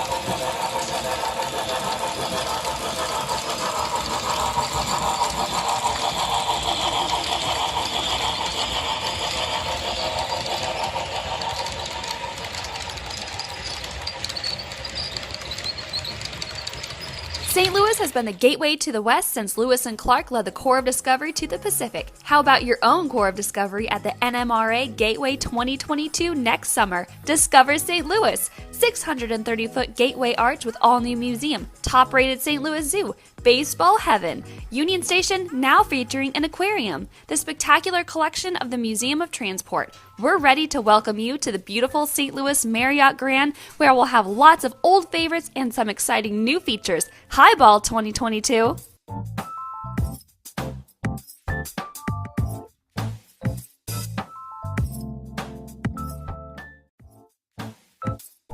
First, we offer drive yourself layout tours and include one at no extra charge with full price registration. Second, there will be 100 vendor tables at the hotel Monday through Friday. How about that in addition to the weekend national train show and complimentary Friday transportation? Full schedule of clinics on every subject you can imagine, with every presenter anxious to help you learn. World-class layouts at every turn, many featured in national publications that you've seen, with owners ready to share their stories. N-scale, O-scale, spectacular narrow gauge, up-to-date modern layouts, and vintage branch lines along with big-time steam. Ride along on live steam. Prototype tours, of course. Spouse events, sure. Contests and displays. LD-SIG and OP-SIG sessions ready for action. We are offering something for almost any interest, and our keynote speaker will be Santa Fe modeler Michael Gross of Family Ties fame. We're ready to welcome you to St. Louis for Gateway 2022.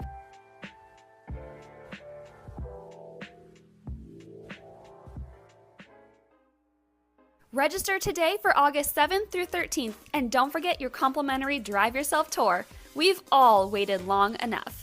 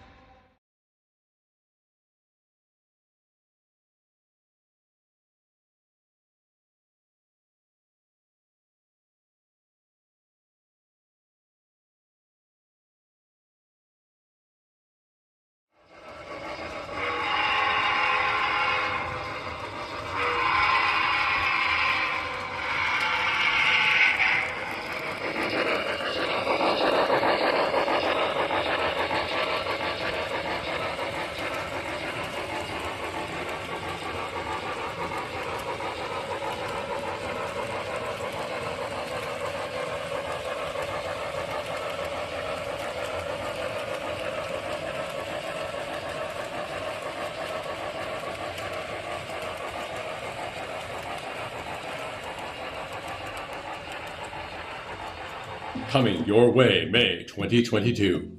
4 full days, 3 regions, and the RPM conference. 2-day train show, 1 amazing model railroad convention. Join us May 18 through 22 for Indy Junction 2022. The convention is being held at the Marriott East Indianapolis. It's one convention combining the best of what you would expect from an NMRA National Convention, a National Narrow Gauge Convention, and a Railroad Prototype Meet, all rolled into one event. hosted by the Midwest, North Central, and Mid Central regions. If you're going to just one convention in 2022, make it count by going to Indy Junction 2022. For more information, visit the convention website www.indyjunction2022.org.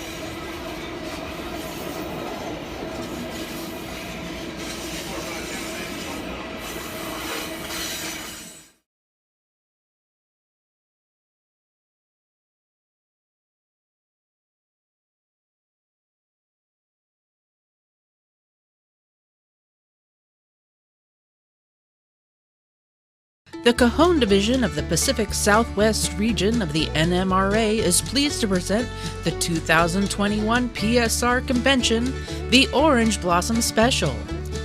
This convention will be held in the heart of Orange County, California. Accommodations for this convention will be at the luxurious Hilton Irvine Orange County Airport Hotel. For members who plan to fly in, the hotel is within walking distance of the John Wayne Airport.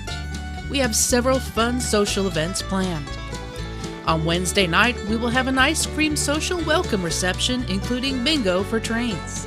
Friday night, the ever-popular hobo auction returns with hundreds of trains and non-rail items up for grabs. Yes, we have layouts for you to visit. You want to attend op sessions? We have them. Who does not like to visit railroad yards and see real trains in operation? The tour to the Gemco Yard will be led by conductor Mike Osborne. You will get to see a train being classified that will be sent north that afternoon. We also have several tours planned for our non-rail members. Get out your sunscreen. The first tour is whale watching. We also have a planned trip to the Nixon Library. Are clinics your thing? We have 35 of them for you to pick from. We have all been locked down for over a year, and many of you have been building models. Here's your chance to show off your work. You haven't built anything? Well, there's still time. We have a 1-foot challenge contest that may just fit the bill. Has COVID boredom made you clean out your hobby room or garage? If you have discovered you have more stuff than you will ever build, you can sell your extra stuff at our swap meet and make a few extra bucks. And no convention would be complete without an awards banquet. And who knows, you may actually get an award. We hope to see all of you at the Orange Blossom Special this September.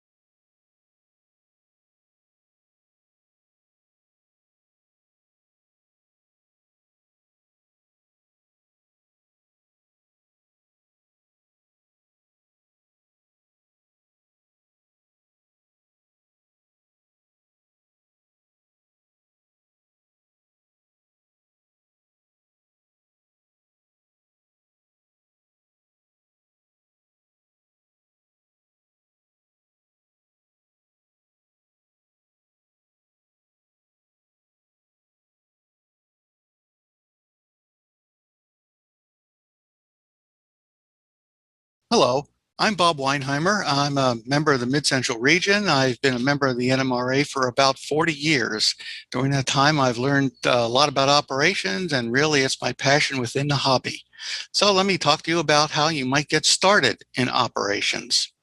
Before we dive into it though, this is an EduTrain clinic, and I'm obliged to give you a little commercial about EduTrain. What is it?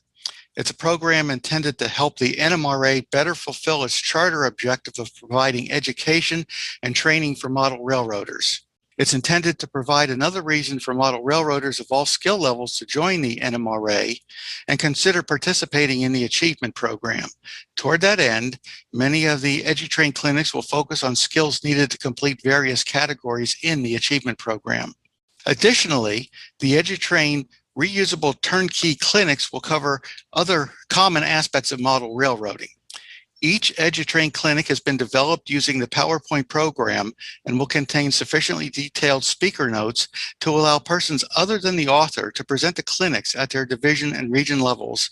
And this clinic has plenty of annotation on the notes pages in the PowerPoint document. Now, let's get on to the matter at hand. What do I mean by operations? Well, if I present this clinic to a live audience, I ask the audience, and I get a number of answers, as you might expect. Now, that said, this is my view. You may see it a little differently, but let's just hang on with this for a while. I feel it means running trains in some kind of a prototypical manner, doing it somehow matching the way the prototype does. As part of this, I also ask, what business are railroads in? And I'm looking for the answer of providing transportation services, and they do that by running trains. And once you get the idea that as a business, you realize that specific trains run at specific times because that's how you make money. You do this with cars that are appropriate for what you're moving. If you're moving passengers on an overnight train, you may need sleeping cars and dining cars. If you're moving coal from one place to another, you may need coal hoppers, and so forth. And that really is reflected in that second point with a credible fleet of cars.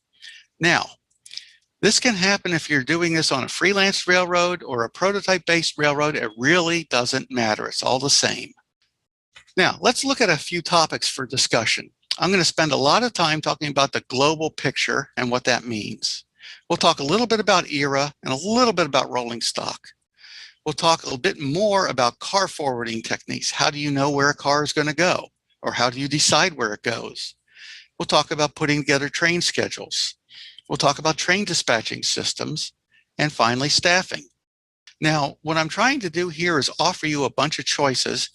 I'm not trying to tell you exactly how to dispatch your trains or how to forward your cars. I'm giving you a variety of options available to you for you to consider. Now, let's go back to this global picture. I think it's fair to say that there are not many railroads out there that don't connect to another railroad. If you want to put together an operating railroad, take a map of the prototype railroads in your part of the world and highlight that piece of the prototype map that you want to model. What does it connect to on one or both ends? Which railroads will connect to your railroad? Why would you even care about a connection? Well, it allows a place for cars to go. If you've got a factory on your layout that makes widgets, but nobody that consumes widgets, you can ship them to an industry that's off the layout. Similarly, if the raw materials for those widgets are not something that is available on your layout, they come in from somewhere else. You like to have cars from other railroads? Well, that's how they come and go. What about jointly operated trains? In today's world, a lot of coal trains and crude oil trains and grain trains transit multiple railroads go from their origin to destination. If you're building a freelance railroad, as soon as you draw on that line on the map and connect it to a prototype, you've already rewritten railroad history. So do as much of that as it takes to make everything work better. Now, let's look at what railroads looked at in the, let's say the 1950s, before the big mergers started to happen. A lot of this is sort of still there, but it's really blurred. But in the 1950s, you can see it. What this schematic represents is a main line in the middle that's being fed by multiple secondary mains at either end. And in many cases, you'll see a couple of lines coming together, then a common routing, and then they spread out again. An example of this might be the New York Central, where a line comes from Albany and from Boston and from New York. They join at Albany. They go over the water level route. They get into Eastern Ohio, and then they start spreading out to go to Chicago and St. Louis and so forth. The Pennsylvania Railroad does the same thing. It originates at Washington and New York, gets together at Harrisburg. At Pittsburgh, it splits up to go to Chicago and St. Louis. Instead of following a water level route, however, it goes over the mountains. So this, again, is a common thing. Now, what do you want to model? I'll show you an example of someone who models that middle portion of the main line, and I'll show you somebody who models one of those secondary mains that comes together somewhere else. Let's go to Ronceverte, West Virginia, where it's 1950 forever in the late Clint Foster's Chesapeake and Ohio Railroad. Clint was a real diehard Chesapeake and Ohio fella, and he always joked that it was a coincidence that his home was at 614 Chesapeake Street in Ronceverte. But he built a railroad that ran from Hinton to Hawks Nest. Hinton is the eastern end, and Hawks Nest is the western end of the New River Gorge. Beyond the basement, Clint looked at the idea of the railroads making connections at Washington and at Cincinnati, and that worked very well in his thinking. There's one thing, however, that's missing on this railroad, and that is the obligatory big classification yard. On the C&O, the classification yards were east of Hinton and west of Hawks Nest. They weren't in the middle of the New River Gorge. But on his layout, you just never really missed that. Somehow it worked. If we move to southwestern Ohio, I have a good friend there who is modeling the Union Pacific. He thinks that's the only railroad out there. The Union Pacific of 1950, when Jim is modeling this, ran from Omaha to Ogden and went through Julesburg, Colorado, and Cheyenne, Wyoming. The line that Jim models, in 1950, it was already part of the Union Pacific, but it was previously known as the Denver Pacific, so he carries that name. That's one of those lines that feeds the main line, and it is also fed in turn from Kansas City by the Kansas Pacific. The line splits at LaSalle, and if you're going to go east on the Union Pacific, you go to Julesburg, and if you're going west, you go to Cheyenne. In Denver, Jim interchanges, obviously, again, with the Kansas Pacific or more Union Pacific.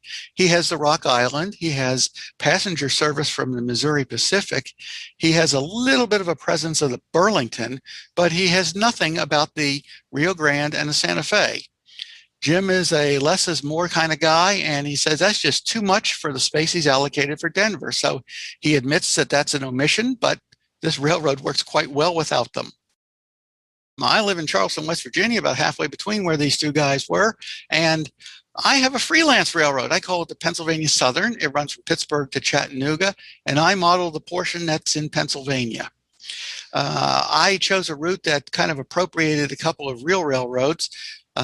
From Pittsburgh to Washington, Pennsylvania, I stole the Pensie's Chartiers branch, and between Washington and Waynesburg, I took the Waynesburg and Washington narrow gauge, standard gauge it, straightened it out, and we use it now. In the real world, the real Norfolk and Western crossed the real Pensie at Bridgeville, Pennsylvania, and went into their yard. But their yard is up in the hills in Pittsburgh. It was a flat spot. That's a very valuable piece of prized real estate in a place like Pittsburgh. And somebody made them an offer they couldn't refuse. So they gave up their yard there and started using the Pennsylvania Southern's Pittsburgh yard. However, they also took a look at their line going back towards West Virginia and realized, yeah, there's not much there. So they come into my railroad via the Wheeling branch of the Pennsylvania Southern and go up to Pittsburgh that way. Now, in the real world, the real N&W never did sell that yard. And later on, after the 1980 era of my layout, it was sold to the Wheeling and Lake Erie. So it's still very much there, but not on my railroad. South of Waynesburg, we cross West Virginia and we intersect a whole bunch of railroads, including the Grafton and Greenbrier, another freelance line. I mentioned beyond the basement when I talked about Clint's layout, and really these are manifested by staging yards. And what are staging yards? Well, They can be a source from which trains come onto your layout, or they can be a place to which trains go from your layout. It's not unlike the wings on a theatrical stage. So what does a staging yard look like, or how are they built? Well, they can be open or they can be hidden. You might have scenery on them, or you might not. They might be stub-ended. They might be double-ended. There might be a series of loops. I've seen all of those scenarios. They might be actively handled or not. It depends upon what works for your railroad. Let's go back to Clint's. This is the staging yard on Clint's Railroad. You notice that he has a sort of a backdrop back there, and he has a sign up there that says the rest of the world. He fully understood what staging was about. The near part of the staging yard is the where it goes on to the to and from Hinton, and the far end out of the picture is where it connects to Hawk's Nest. This is visible, obviously, and is actively managed. And why is that? Well, the C&O changed locomotives at Hinton. There were steam engines that were particularly well suited for climbing the mountains east of Hinton, and others that were particularly well suited for running along the water level route along the New River Gorge. And so they changed at Hinton, and so a train coming off the railroad will have to go back with a different locomotive. The locomotive change was actually modeled at Hinton, but had to be managed in staging. Jim's is open right now, but it's going to be hidden eventually. He's going to build something over top of it. Most of his is stub-ended, but he has a couple of tracks that go through that enable continuous running. Mine is hidden, and this is hidden. The distance from the top of the rails here to the top of the rails on what's above it is 8 inches, and it's a long reach back in there. Fortunately, it works fairly well. I'll explain what those yellow cards are a little bit later on.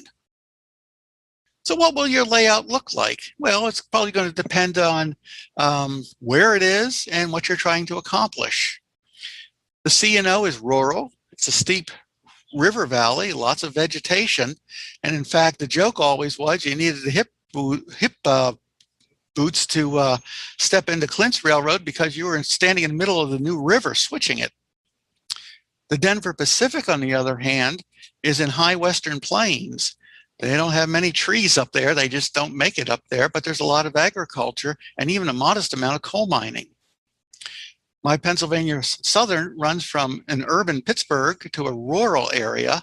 We have heavy industry on the north end of the railroad, and it just ends up being mines and much less industry farther to the south. Let's talk about era. What year is it on your railroad? This can certainly dictate what rolling stock choices you can make, and it can affect scenic elements. And again, when I do this clinic before a live audience, I ask how many tracks go around the Horseshoe Curve in Pennsylvania. And one group will ardently say there's 4 tracks there, and another group will say, what do you mean? There's only 3 tracks there. Well, either answer is correct depending upon when. Conrail pulled up one of the tracks in the early 1980s, so in the Penn and Penn Central era, yes, it was 4 tracks, and I remember that well looking at it. More recently, it's 3 tracks.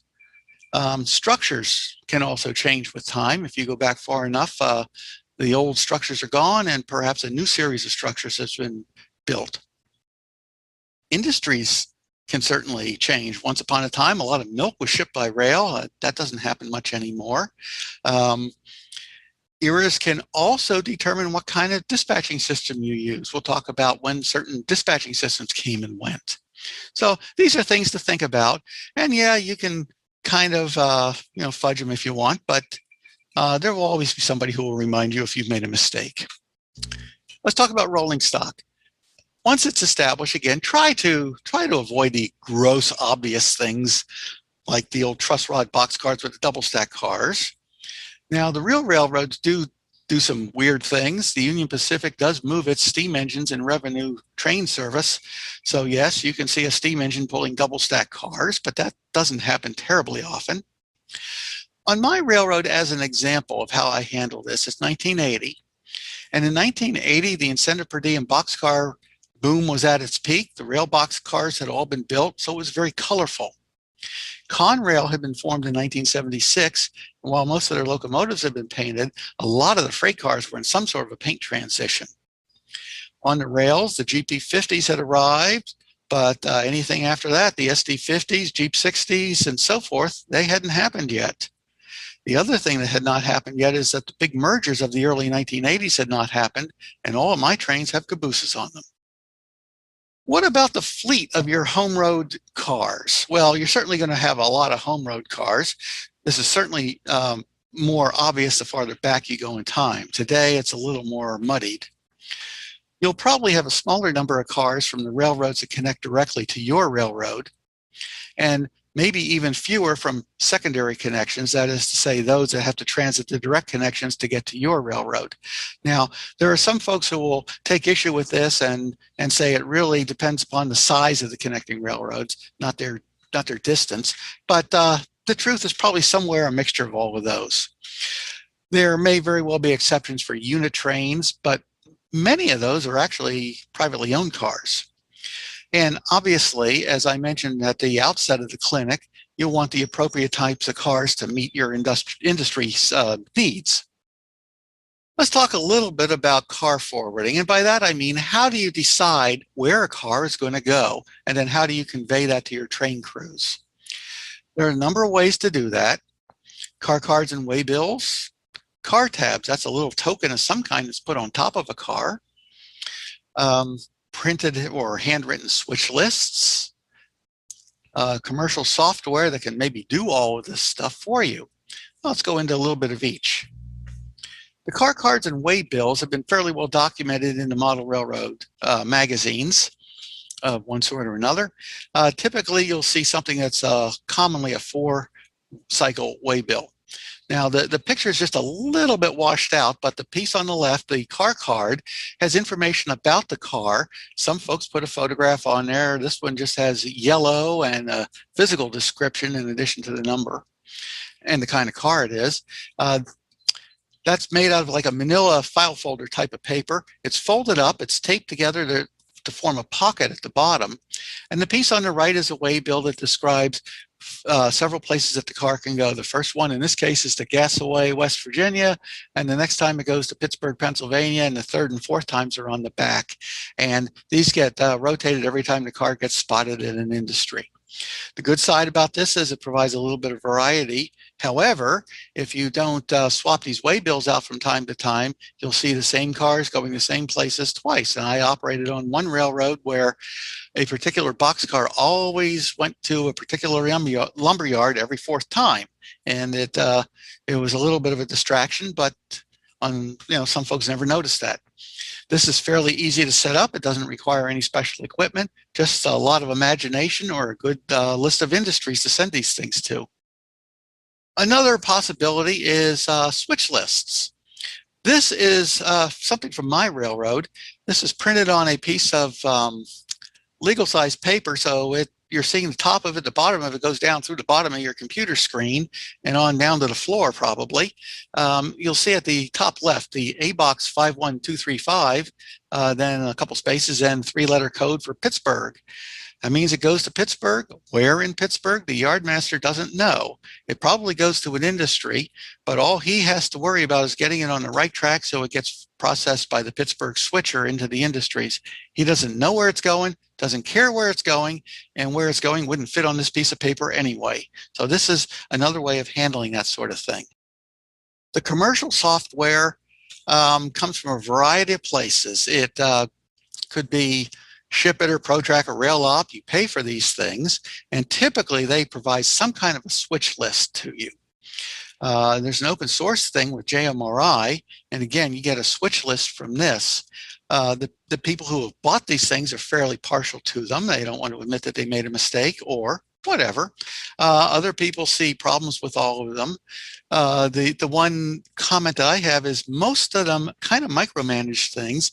And if you make a mistake and spot a car in a place where it's not expecting it to be, it'll never know unless you have a clerk that updates the computer to tell the program where the car actually is. So that's something to keep in mind with using the computer software. Train schedules. This is probably the hardest part of putting together an operating scheme. It will, of course, depend upon when and where you're modeling. Passenger trains, lots of them, or maybe the daily Amtrak train. Train schedules from prototype railroads can help a bit. If you're modeling an area that had timetable and train order, you'll certainly have freight train schedules in the whole 9 yards, and that can give you something to work with. Freight trains might be scheduled, they might be run as needed and hence dispatched as extras. Both Clint and Jim on their railroads had the luxury of using prototype timetables for planning all of these things. My Pennsylvania Southern, being a freelance road, had no such thing. And what I started to do was to say, okay, first train onto the railroad would probably have a certain number of cars with it, and where they would go would depend upon how big the cities were on the layout, and they would go in proportion to that. And you could sort of get an idea when a track might fill up and it was time to run a train. But over the course of a whole operating session, that's really hard to do. So it ends up being somewhat experimental. And sometimes it works and sometimes it doesn't. But that's the way the real railroads are as well. In any case, you can graphically represent your train schedule by something like this. This is my railroad is the list of stations from north to south. Now across the bottom, you typically have some kind of a time scale, 1 o'clock, 2 o'clock, 3 o'clock, something like that. Mine just run in a sequence, so we don't worry about putting a time on them. But what you can still see is that first red line, the one that has 151 above it. At a particular time, it's at the north end of the railroad, and then at a later time, it's at the south end of the railroad. And so it's a southbound train. And similarly, lines going up and to the right are northbound trains. Now, you might ask, what happens when these lines cross? Well, that's where they meet. What I haven't told you is that this is a single track railroad with passing sidings. And the places where the passing sidings are at Bridgeville, BRI, at Washington, WSH, and at Waynesburg, WBG. And if you have lines crossing anywhere else, that's called a head-on collision. Now, this schedule continues way off to the right on my railroad, but it's something that even the prototype railroads use. I've seen one for the Amtrak Northeast Corridor. It's absolutely mind-boggling.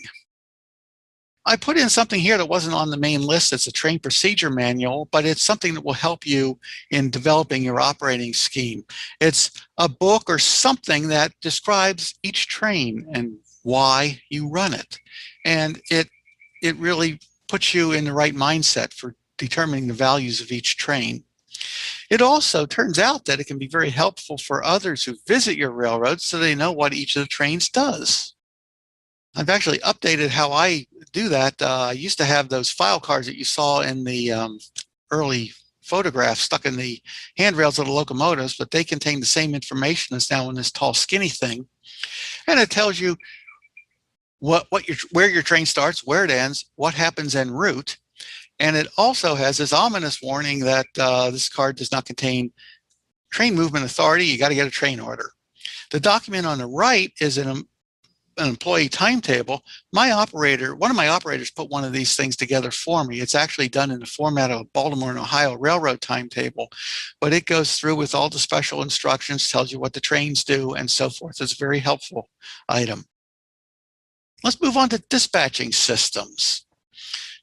Well, they can range from something very simple to something very complex. Let's start at the simple end, something that we very jokingly call Mother, May I? It's a very informal system. No paperwork, really simple, but it can have its place. I typically have monthly operating sessions and we try to do things fairly formally. However, if in February there's a bit of snow and some of the operators don't show up, we have a small crew. Well, these guys know the railroad not well enough that if I tell them that these two trains should run and you take the siding and meet the other guy at Bridgeville, they know what I mean and it works. And we don't have to deal with the train orders and we just skip the paperwork. It can actually be very productive. We still can get a lot of trains run on an evening like that. The other end of the spectrum is timetable and train order. It's very prototypical. It was used probably till somewhere in the early 1980s. I lived in Louisville in the early 1980s, and the Southern Railway there was still using it then. It can be hard to learn. There's an awful lot to it. And that can scare a lot of people off. It's easy to get to a certain level of understanding with it, but there are so many nuances to it that have come out of prototype practice that it's hard to become an expert at it unless you're a real railroader. More recently, probably since 1980, track warrants and direct train control have come into place, and they are just a variation on the same theme. Some railroads use one, some use the other. They're very prototypical. It's a bit easier than timetable and train order and has replaced it. This is a bit of an oversimplification, but it's something of a fill-in-the-blank train order type of thing. Centralized traffic control is what you find on a lot of many very busy railroads. It requires signaling, it requires detection equipment, and that way the dispatcher can know where trains are and can issue instructions to trains just through signals. This is expensive to implement, but the railroads can generate high traffic levels, and the more traffic they run, the more carloads they run, the more money they bring in. And hence it can be very profitable and very cost effective. On the model, it would require signals and detection equipment so the dispatcher knows where the trains are, and it can be expensive to implement, but we're missing the economic part. So we don't get any money for doing it. We just get the satisfaction of seeing all those trains run. And some railroads might have a centralized traffic control main line and maybe a timetable and train order branch line. What can these paperwork documents look like? Well, on my railroad, we use a Form 19 train order, and it looks something like this. It's addressed to a train crew at a certain location, tells them what to do. It's signed off and issued. Jim's Denver Pacific and Clint's C&O used a timetable and train order also. However, many of their trains were on the timetable. There were other switchers that were issued train orders, but part of that involves staying out of the way of the scheduled trains. And God help you if you delayed to George Washington on Clint's Railroad. What's it take to staff a railroad? Well, you probably want a dispatcher who will authorize the train movements and set the CTC signals or write the train orders or do whatever you're doing. A yardmaster typically oversees what happens in a yard, probably classifying cars that come in or building outbound trains. Train crews, they run the trains. They may switch the industries online or maybe even in a yard. And they are a very handy part of the crew also. So where does that leave us? You've seen a lot of the choices you have to use or have to make. I suggest you observe the prototype. Do it from a safe distance. You can watch it. Listen to the radio traffic if you have a scanner. If it's not easy to see a prototype, listen on the internet. There are all kinds of places where folks have uploaded scanner feeds to the internet. You can listen to trains all over the place. And if you listen long and hard enough, you'll probably be able to figure out what's going on. There's also an array now of train cams. Virtual Railfan, for example, has many sites, and some of them also have an audio feed, so you might be able to watch the trains and listen to them. Again, that only helps you with today. It doesn't really help you do that kind of stuff in the past. The other thing to do is to visit operating layouts, as many as you can. If this convention had actually taken place in Santa Clara, you would have had the opportunity to operate on a number of layouts, and I suggest you do so in your regional conventions and at future national conventions. And what you can do there is look at how each of these layout owners is doing things. Look at the choices they've made. How do they forward cars? How do they dispatch? And so on. How do they handle their staging? What did you like about each one of these things? What don't you like? How would you do it if it was your railroad? You'll be able to make some intelligent choices that way, and then do what makes sense for you. So what have we done in the last half hour? We have fit your layout into the real world. We've talked about developing a layout era. We've talked about the options for figuring out how to tell your folks where cars go. We talked a little bit about a train schedule, again, recognizing that could be one of the harder parts. We talked about dispatching system options. We talked about looking at the layout. If you do all of these things and then operate your layout or somebody else's, you can earn the Chief Dispatcher Certificate in the NMRA's Achievement Program. And the beginning slide showed that I'm a master model railroader. And as it turned out, the Chief Dispatcher Certificate was my very first certificate to that end. And that brings this clinic to a close. Thank you for your attention. Well, operations is modeling the jobs of the railroad, and Bob's done a great job of outlining the kind of information you need to do to enable that. If you want to ask him more questions, go over to the Zephyr Clinic 3 breakout room in the Great Hall, and you can find the link in the chat or on the email or on the website. I'd also encourage you to go over to the Great Hall and find a breakout room that's talking about something you're interested in and share your dinner with other people who are similarly interested. This concludes the afternoon session, so you'll need to go back to the website or the email to find a link to the evening clinic sessions. We'll be starting with Paul Deese's panel of layout owners who have got layouts on the tour. See you then.